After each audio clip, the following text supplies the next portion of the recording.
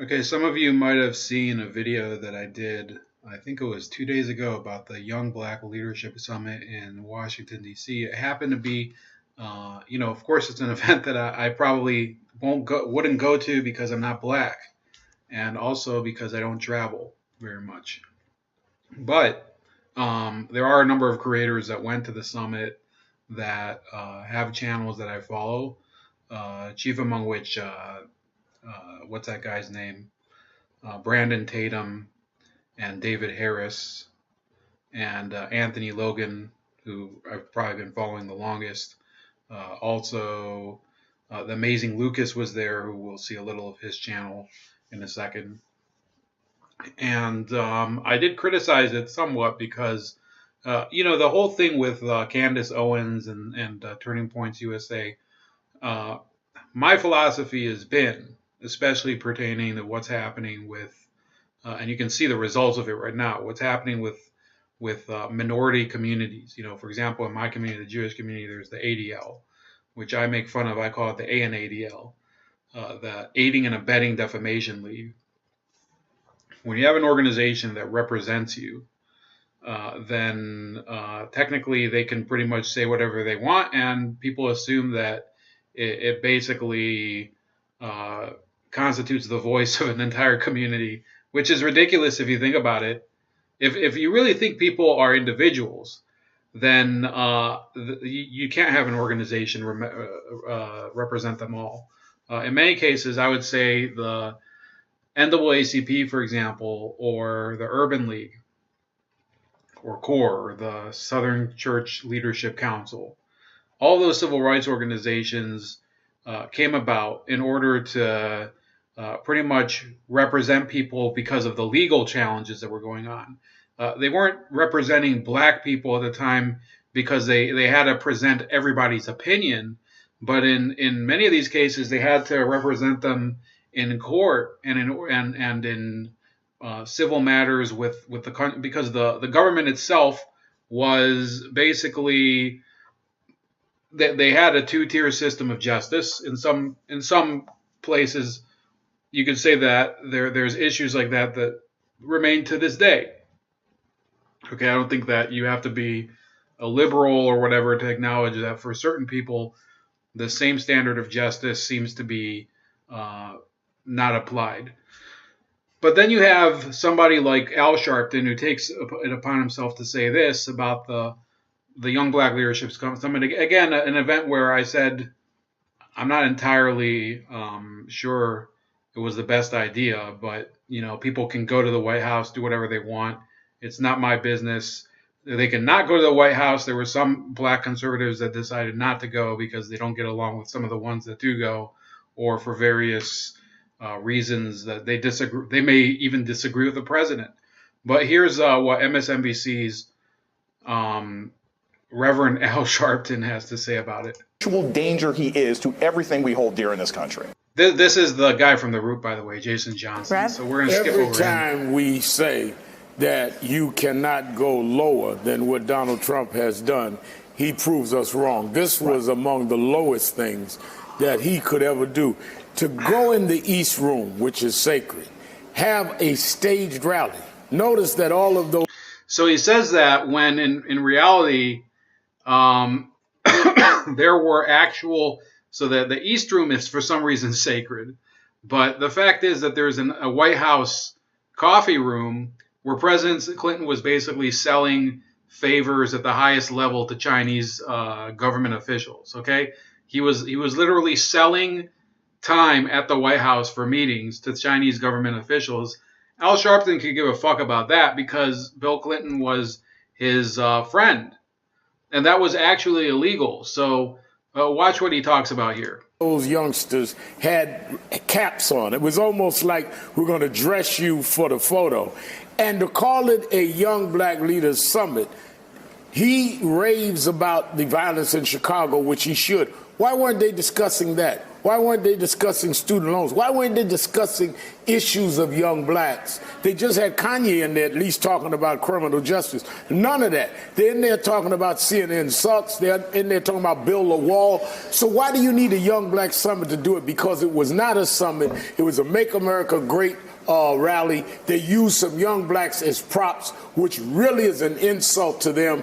There are black Republicans that have some dignity and have some issues they want to discuss. There's nothing wrong with those young blacks wanting to be Republican, but it is something wrong with them being used as props so that he can take his shots against the media on a day that we watch CNN and others have to deal with bomb squads out in front of their door.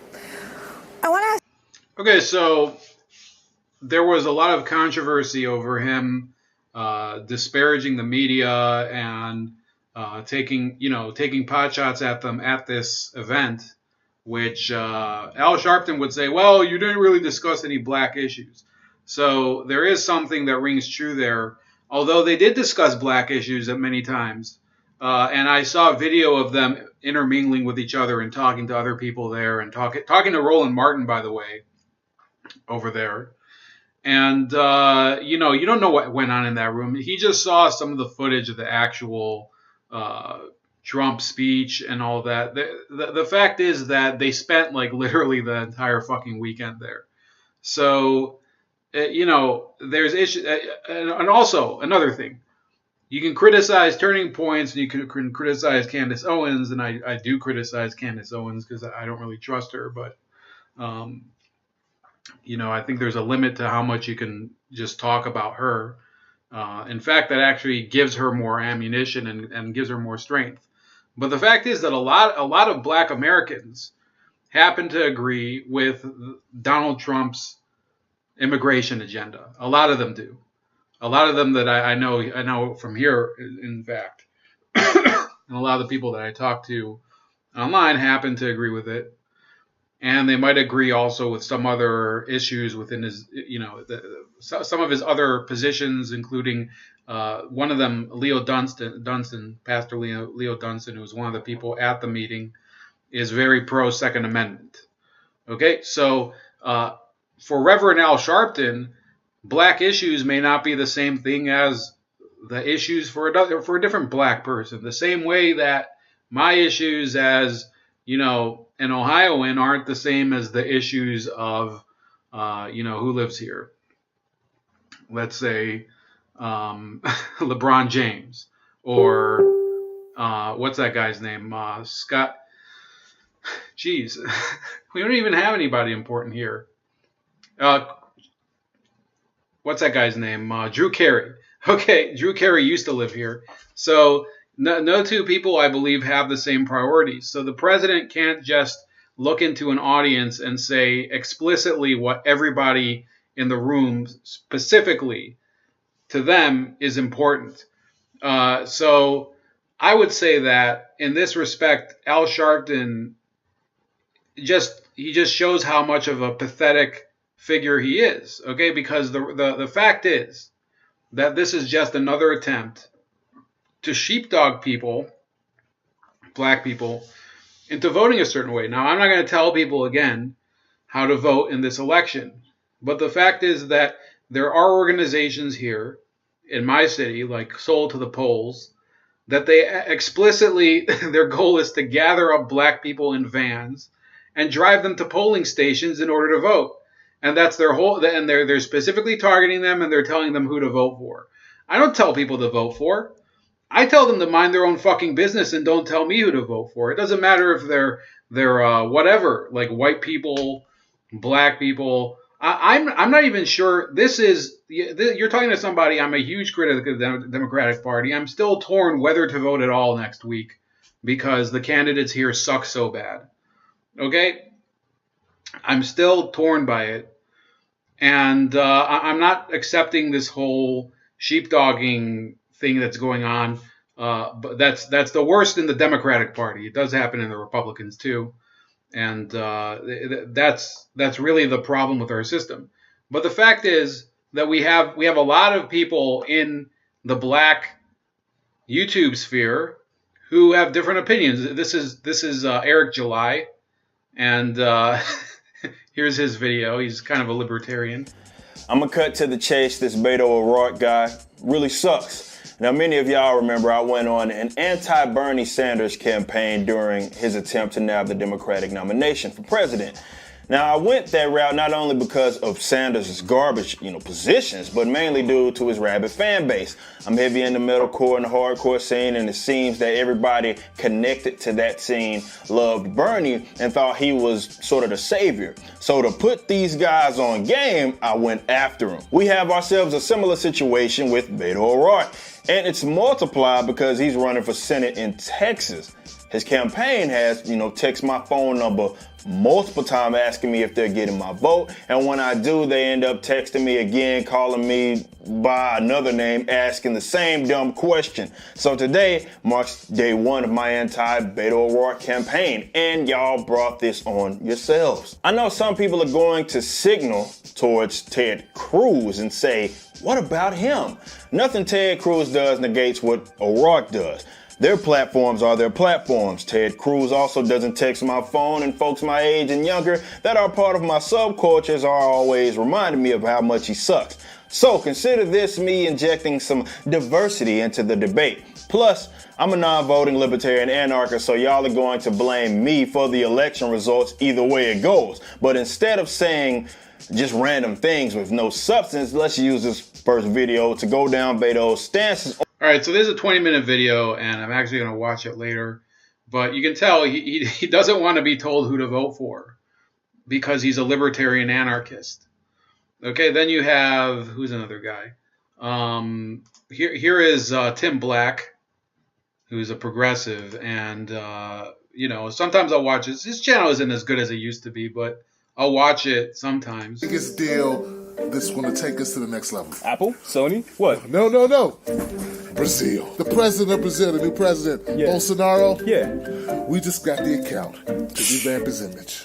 Oh. Yeah, revamp his image. Oh, that's going to be easy. He's elected. People must like him. Right? How bad can the president be? Honestly. Let's do some background and look up what this guy thinks on just simple stuff, yeah. My wife's going to love it, man. Oh, God. Oh, man, she's going to love it. Actually, let's see what he says about women. Real simple. That'll give him as much support here. Perfect. The perfect movement. All right. Bolsonaro on women. Bolsonaro has described having a female child as a weakness. What? It's concerning. That's a female child is a weakness. That's concerning. That's gonna take a little bit of rehabbing, but hey, we're gonna push through, right? Right. We can definitely work with that. We can work with that. Maybe he means like, I don't know, maybe they guys can lift more weights. Who knows? Yeah, literally. Literally. They have a lot of machismo over there. Maybe he's a weightlifter. Yeah, maybe so. Maybe he's just a macho guy. He holds doors open for women, respects women, and just saying it's a weakness of. Yeah, I don't know if that's. Let's look up another quote. Let's see what he literally says, because people do inflame things. Right. Maybe he didn't mean what he said literally. Yeah, right. Maybe he's saying having children is a weakness. Like if you don't have the money, it's a weakness to keep making children, whether they be boys or girls. Let's see. So yeah, Tim Black is really a little more of a far left progressive, much more far to the left than Al Sharpton. In fact, I think he's called Al Sharpton a sellout on several occasions. By the way, Al Sharpton, I believe, was instrumental in preventing a black entrepreneur from buying MSNBC back in the day. He was one of the people that helped steer the transaction to Comcast instead. So chew on that. This is Amazing Lucas. Trump is a white nationalist, and Democrats, well, they received something special from the mailman. Oh, my goodness. So, guys, when it comes to these special packages, because I'm not going to say the B word because I don't want this video to get demonetized, we have to look at a few things. The first thing that's interesting is that these packages were sent to all Democrats. Do you guys happen to notice that? They were sent to all Democrats. The next thing is that, they've already have a hashtag that is trending. That's really interesting to me. Even when you search the hashtag, it even has Trump's profile that comes up. Really interesting to me. Now, I'm not going to go the whole conspiratorial route because I know there's people who are saying, well, one of the packages wasn't even stamped by the post. Okay, so Amazing Lucas is one of these black conservatives. And all I'm doing here is to illustrate to you that people can think for themselves. They don't need some shitty show on MSNBC to tell them how to vote. And in fact, well, one of the reasons that Democratic support is flagging across the country is because you have idiots like Al Sharpton and Bakari Sellers, and then in other communities, you have this Julia Yof in the Jewish community. You have Anna Navarro, who claims that she's still a Republican. She's in the Mexican community and whatever. They come out and they present themselves as spokespeople and representatives of these minority communities.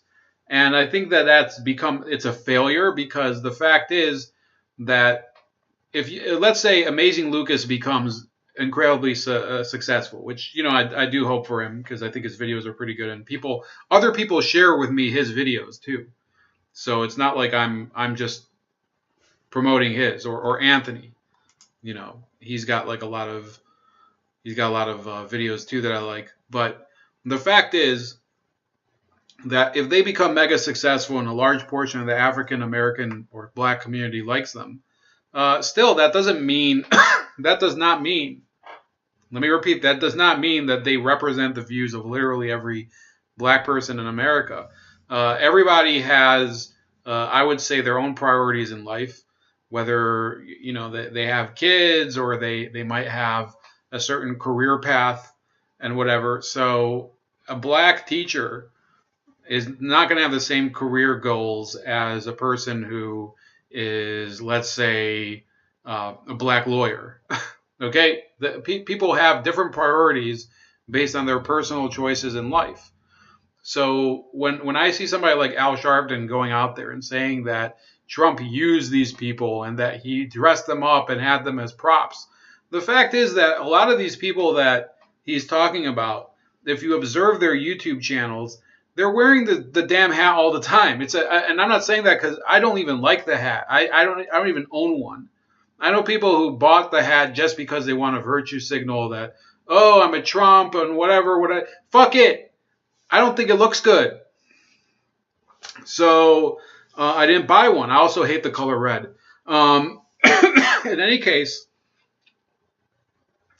yeah, you have these people like Eric July, who I showed earlier, that they don't want to be told how to vote. They don't want to be told how to do anything.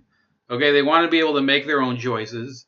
There's another creator named some black guy. That's his name. Derek Blackman is his second channel. And all the time he's ragging on both conservatives and on liberals or whatever. And in many cases, he comes from the whole stream of YouTube called Gamergate and the liberalists and everything. So those are people that they didn't originally want to become commentators on modern society and current events and everything.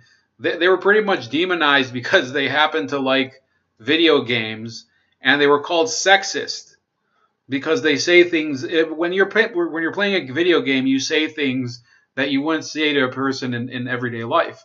That's the allure of being able to play Halo, shoot people and stuff like that. That's why there's such a popular genre called YouTube gaming. That's why the top YouTuber in the world is still a gamer, PewDiePie. And that's why really people don't want to have the news. They don't want to have these channels like MSNBC curate what their preferences are, whether it's in gaming, whether it's in their politics, whether it's in their sports or anything. So MSNBC has injected MSNBC, CNN, and all those other networks, and Fox News you can throw in as well. They've injected themselves into the culture so far that sometimes they see themselves even when they're not even present. So that's what Al Sharpton did there. I don't think people who went to the conference are in any way, they appreciate anything he said. They probably think that Al Sharpton is trying to limit their effect because, to be honest with you, he's a super old loser. And he's been a candidate for president, didn't go very far. He was actually a huge failure in 2004. And he's been pretending to be relevant ever since then. And it's time for a new generation of people. And we don't even know who's going to be the next leader of if there even will be a leader of the black community. Because for one thing, Sharpton failed so badly at the job that I'm sure a lot of black people probably think, well, we don't even need a leader. We can just choose how to vote and make our own decisions by ourselves. That's about it. I mean, I think you guys can speak for yourselves. You can put whatever comment you want. Tell me if there's a YouTube creator, a black YouTube creator, let's put it out there, that you think best represents your views, or if you are one, that's even better. I think that really we have to start expanding, like thinking outside of the box. Instead of thinking about voting based on what community we're on, we vote in terms of what interests best serve us and which candidate best suits those interests. Please like this video, subscribe to the channel. Also share the video, comment when it uploads, and also donate to the Patreon if you can. Have a good night.